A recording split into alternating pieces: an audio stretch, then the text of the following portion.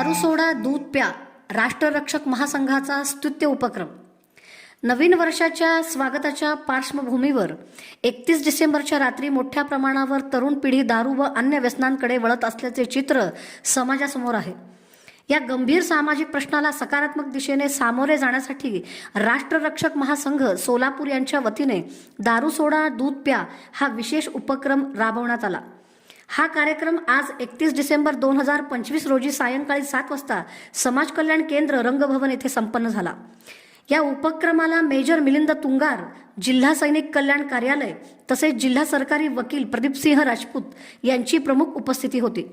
यावेळी जिल्हा व्यसनमुक्ती केंद्राचे प्रमुख जी.डी. रणसुभे यांनी व्यसनमुक्ती आणि आजचा तरुण या अत्यंत महत्त्वाच्या विषयावर उपस्थितांना मार्गदर्शन केले.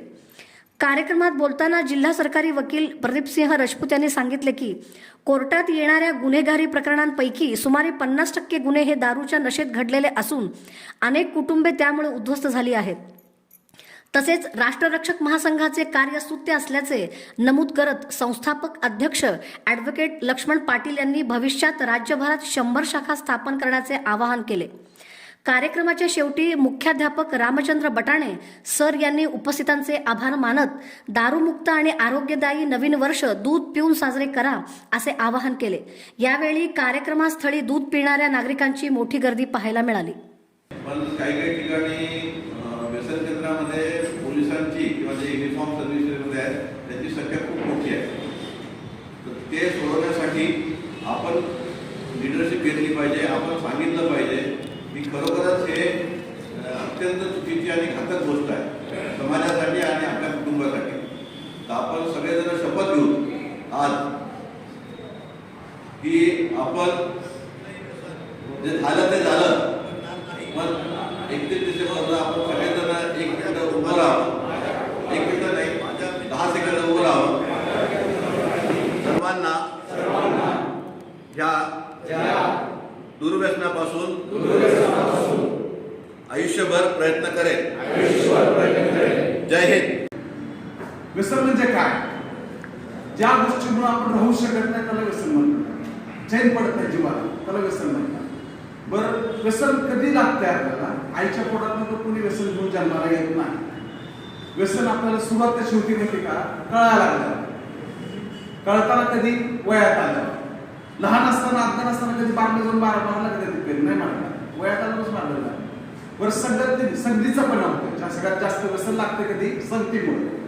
ज्यावेळेस कळायला लागतं, संगत मिळते, मित्र तसे मिळते, त्या मित्राच्या संगतीने आपल्याला व्यसन लागते. आपण ज्यावेळेस कॉलेजला जातो, शिकायला जातो किंवा आता यांनी सांगितलं हॉस्टेलवर बघितलं कसा वाडा होते तिथं आई वडील कष्ट करून पैसे पाठवायचे आणि ज्या आई वडिलांनी पोट भरून पैसे पाठवले असतात त्याच बापाचं नाव घ्यायचं आणि पार्ट्या सांगायच्या. खोटं बोलून पैसे मागवायचे, पार्ट्या करायचे. आयुष्यात पहिल्यांदा ज्यावेळेस व्यसनाची सुरुवात होती मजा म्हणून सुरुवात होती. बघा कधी पण बघा मजा म्हणून. त्यांना माहित नसतं नंतर सजा बनणार. मजा, आदत, जरूरत. पहिले मजा म्हणून करतो, नंतर सवय झाली, आदत, नंतर जरूरत, मग ते गरज बनते आपली. आणि ते चक्रव्यूह इतकं बेकार आहे आयुष्यात व्यसनाचं. निघणं फार अवघड आहे, भयंकर अवघड आहे. दारू सुटल, उन्हाळा नसेल तर गोळ्या औषध घाला, दारू सुटल, सगळं खोट आहे. एक पेशंट तुम्ही सोडून दाखवा दारू कोणाचे चालेल? शक्यच नाही. त्या व्यक्तीने जरी व्यसन सुरू केलं, मीच व्यसन सुरू केलं, माझं व्यसन कोण थांबवणार आहे? मीच थांबवणार आहे. पण जोपर्यंत तुम्ही स्वतः ठरवत नाही तोपर्यंत किती पण मोठा काउन्सिलर आणला, परमेश्वर जरी तिथं उभा राहून सांगितला तर ते व्यसन काही सुटू शकत नाही. आज मला मगाशी सांगताना सांगितलं की मी 110 लोकांना जन्म दिले, दोघांना फाशी नव्हती. त्यातले 110 पैकी जवळपास एक 50%च्या वर तर केसेस अशा आहेत की त्या व्यक्तीने दारूच्या नशेमध्ये मर्डर केले. एक लॉकडाऊन मधली केस आहे. त्या आसरा परिसरामध्ये अतिशय सुंदर संसार होता. नवरा शिक्षक, त्याची बायको शिक्षक, दोघांना जवळपास 70-80 हजार पगार. त्या व्यक्तीला लागलं व्यसन, दारूच्या व्यसनापोटी त्याला लागलं व्यसन शेअर मार्केटचं, त्यानंतर त्याला लागलं व्यसन व्याजाने पैसे फिरवण्याचं, असं तो आर्थिक चक्रव्यूहामध्ये अडकत गेला आणि मग कर्जबाजारी झाला. आणि जसं म्हणलं की म्हणतात की टेन्शन रिलीज करण्यासाठी दारू प्यायचं, मग टेन्शन रिलीज करण्यासाठी तो टेन्शन आलं की आता कर्ज मागायला आले की दारू पिणार, मग थोडं रिलॅक्स होणार, अशी त्याची मानसिकता झाली. आणि लॉकडाऊनमध्ये अशी स्थिती झाली की त्या दिवशी मला कळालं की ते बाटली टँगो नावाची बाटली काय असते 50 रुपये, केस पण तशीच होती. ते लॉकडाऊनमध्ये सरकारने मंदिरं बंद होती पण दारूची दुकानं चालू, आणि ते आसरा परिसरामध्ये ते दारूचं दुकान सकाळी 9ला उघडलं, बरोबर आपला हिरो आमचा सकाळी 9ला गेला. ते टँगोचे पैसे 50 रुपये पण नव्हते, शेजारच्याकडनं 50 रुपये घेतले. हे पोलीस पेपर सांगतात, कारण आम्ही त्यांचे साक्षी नोंदवलेले आहेत. आणि 50 रुपयाची ती टँगोची बाटली घेतली, घरी जाऊन पिला. बायकोवर छोट्या कारणावरून वाद झाला, घेतला वरवंटा बायकोच्या डोक्यात टाकला. 5 वर्षाचा मुलगा समोर आहे, बायको 50 रुपयाच्या टँगोच्या बाटलीच्या व्यसनामुळं, म्हणजे ते म्हणतात ना सोने की अंडा देने वाली मुलगी को दर महिन्याला 80,000 पगार त्या बायकोचा होता, तिला मारून 50 रुपये. दुसरी एक केस नांदगाव परिसरामध्ये घडलेली आहे. जसं संगती आपण म्हणतो, 16 वर्षाचा एक होता, 18 वर्षाचा एक होता, 20 वर्षाचा होता. खूप चांगली संगत होती त्यांची, एकमेकांची मैत्री होती. आणि ते नांदगावला अभयारण्य बघायला जे काही येत होते लोक, त्यांना ते सगळं गाईड म्हणून काम करत होते. सुंदर त्या ठिकाणी त्यांचं इंग्रजी होतं आणि त्यांना लहान वयामध्ये ते गायडर, आता मोठे लोक आले तर 100 रुपये 200 रुपये 500 रुपये खूप चांगलं मार्गदर्शन केलं. गोंडस मुलगा दिसला, प्रेमापोटी 1000 रुपये देतो व्यक्ती, चांगले मुलं आहेत काहीतरी चांगलं, पण त्या पैशाचा उपयोग त्या लोकांनी दारू पिण्यासाठी सुरू. आणि ते दोघं असं दारू पिऊन आले आणि गावामध्ये त्यांची त्या पद्धतीने चर्चा सुरू होती. त्यातल्या दोघा लोकांनी असंच दारू पिऊन बसल्यानंतर 1600 रुपयाचा मोबाईल होता, तर त्या दारू पिलेल्या व्यक्तीने त्या पण समोरच्या दारू पिलेल्या व्यक्तीला 1600 रुपयाचा मोबाईल मागितला आणि त्याला तो 1600 रुपयाचा मोबाईल दिला नाही म्हणून घेतला, दगड त्याच्या डोक्यात आणि मर्डर. म्हणजे मगाशी सांगितलं 50 रुपयाच्या टँगोच्या बाटलीच्या व्यसनामुळं त्या ठिकाणी मर्डर केला. तिथे 1600 रुपयाचा मोबाईल दिला नाही म्हणून तर त्या ठिकाणी त्याचा मर्डर. म्हणजे व्यसन असताना आपण काय करतो काय नाही करत याचं भान राखतो.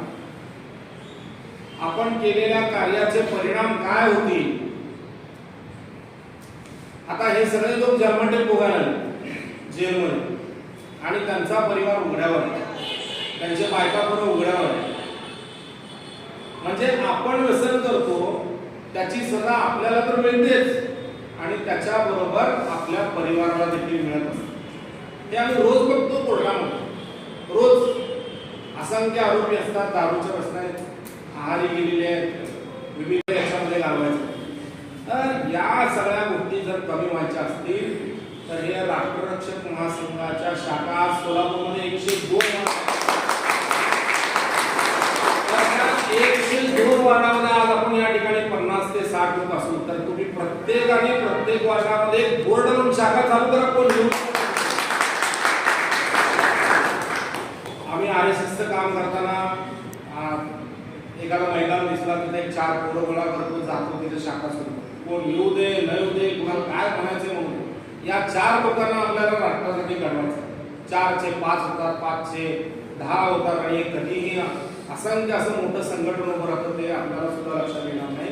त्यामुळं आपण आज जसं मेजर साहेबांनी शपथ दिली तशी आणखी एक शपथ घेऊ द्या. या राष्ट्ररक्षक महासंघाच्या जे शाखा आहेत त्या सोलापूरमध्ये पुढच्या या 31 डिसेंबर पर्यंत 100 तरी शाखा आपण आणि बघा शाखा काढायचं म्हणजे हे सगळं काम करायचं म्हणजे सोपं नाही. त्याला धनाची पण मदत लागणार. आज मी समजा एक 100 रुपये कमवत असेल तर मी प्रामाणिकपणे जेव्हापासून कमवतो तेव्हापासून या समाजाचं देणं लागतं म्हणून 2% उत्पन्न मी समाजासाठी खर्च करतो. आपण ठीक आहे 2% होणार नाही, पण या राष्ट्ररक्षक महासंघाच्या माध्यमातून समाजामध्ये व्यसनमुक्ती करण्यासाठी 0.5%, 1% ज्यांना जसं जमेल तसं एक अकाउंट काढावं, तुम्ही त्याची प्रसिद्धी करावी आणि याच्या माध्यमातून हे पैसे त्या ठिकाणी जमा करावेत. आज इतकं खरं तर हे सत्कार वगैरे करायची गरज नव्हती, प्रत्येकाचं कर्तव्य आहे समाजातील एक जबाबदार नागरिक म्हणून. आज या ठिकाणी दुधाचा खर्च असेल, या हॉलचं भाडं असेल, शाल असेल, बुके असेल, नारळ असेल, खर्च येतो याच्यासाठी. मग असे जर आपल्याला शाखा काढायचं म्हणजे बोर्ड लावायचं आलं, संस्था रजिस्टर करायची आली, मग बाकी छोटे मोठे आज काय लोकांना सत्काराची नाव लोकांची गरज आहे, पण थोडं त्यांना बरं वाटण्यासाठी थोडं सत्कार करावा लागतो.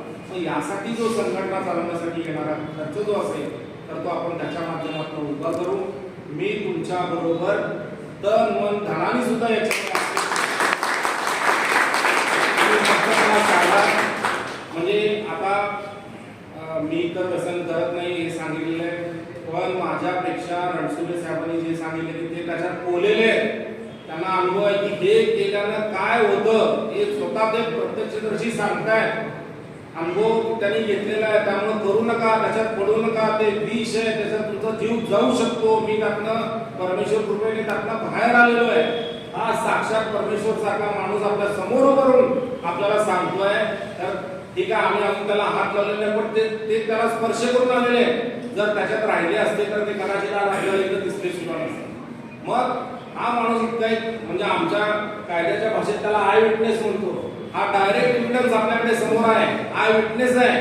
तर तो जर आपल्या समोर या ठिकाणी सांगत असेल की बाबा हे वाईट आहे, करू नको, तर ते त्यांचं आपण ऐकलं पाहिजे. आणि असे जे लोक आहेत, जसं आता आज आम्ही कुठं काय पीत नाही म्हणलं की वाईट टाकतो, तर हे उलट झालं पाहिजे. पीत नाही म्हणलं तर तो वाईट केला पाहिजे.